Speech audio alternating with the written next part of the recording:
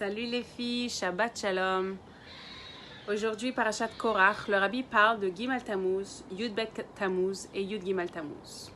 Gimel Tammuz, la première fois que c'est apparu dans la Tanakh, dans la Torah, c'est quand Yehoshua était en train de conquérir Eretz Israël et qu'il a vu qu'il allait bientôt faire nuit et que la bataille était en plein milieu et qu'il n'avait pas le temps de finir la bataille avant que la nuit tombe.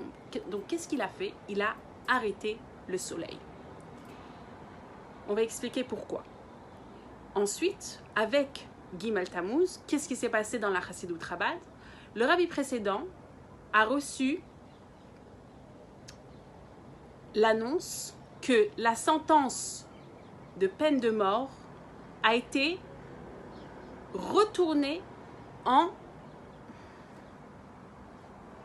Quand Hachem il a créé le monde, il a créé avec un certain ordre. Un fruit, avant qu'il pousse, il y a d'abord des fleurs. Donc la même chose, quand Hachem il fait un nes, par exemple pour le rabbi précédent, ou par exemple pour Yehoshua, ou par exemple pour chacune d'entre nous dans notre vie, il va le revêtir dans la nature. Et c'est à nous de dire « Waouh, mais c'est un miracle, merci Hachem !» Et c'est ça la grande ma'ala, c'est de pouvoir voir que Hachem, il s'est revêtu dans la nature. Et on arrive à dévoiler Hachem dans la nature.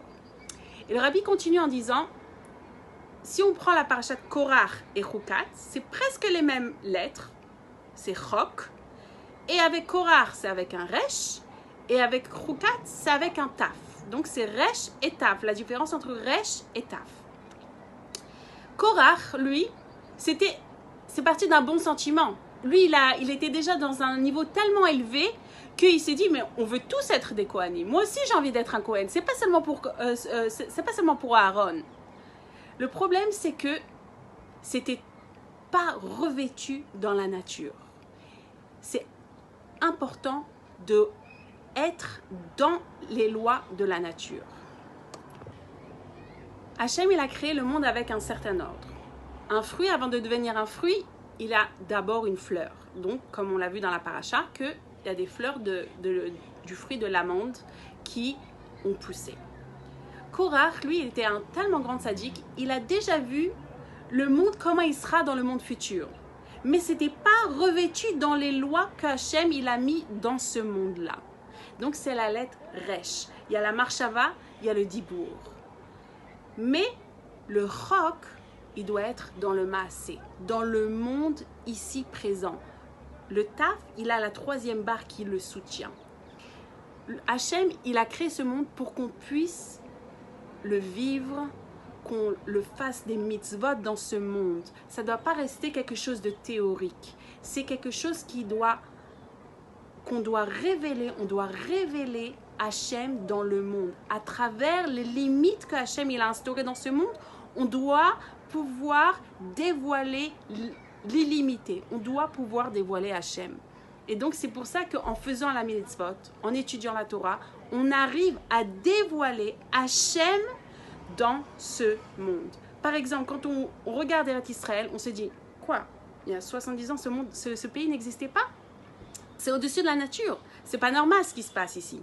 Donc, on voit bien qu'il y a quelque chose de miraculeux qui est revêtu dans quelque chose de naturel. Quoi? C'est un pays, c'est un nouveau pays, d'accord, mais c'est quand même miraculeux. Le fait qu'on soit entouré d'ennemis et qu'on arrive encore à être ici est fort. Ça, c'est un miracle, mais c'est revêtu dans la nature. Et c'est ça que Hachem, il veut.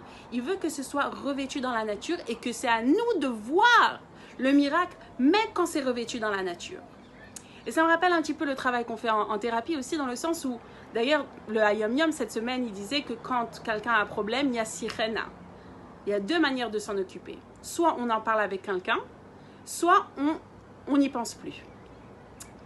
Et dans la thérapie, le travail, il n'est pas seulement d'en parler, mais de faire les actions.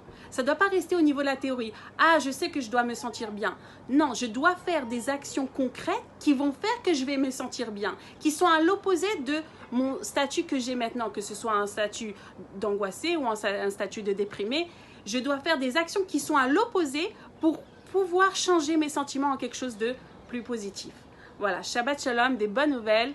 Et si vous avez des questions, n'hésitez pas à me contacter.